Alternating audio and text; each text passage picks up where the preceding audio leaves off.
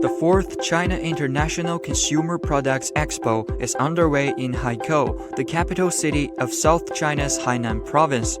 The 6-day event hosts over 4,000 brands from 71 countries and regions. Ireland is the guest of honor at this year's expo, with a dedicated exhibition venue showing the country's scientific and technological innovation, education, investment, tourism, and culture. Economic Councillor of the Embassy of Ireland in China, Dirac said the expo is an important platform to facilitate global trade and investment. Global trade and investment are win-win for everybody concerned. Expos such as this help facilitate people-to-people contacts.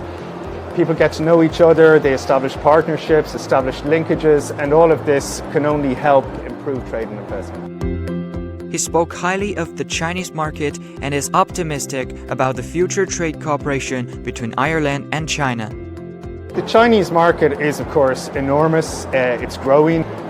It's becoming increasingly wealthy, and the opportunities for a small and competitive economy like Ireland are vast, which is why we invest so much in expos. We think the future direction for trade relations between China and Ireland has been very positive and very strong. So a lot of Chinese companies have invested in Ireland companies. So we think the future development is very, very positive.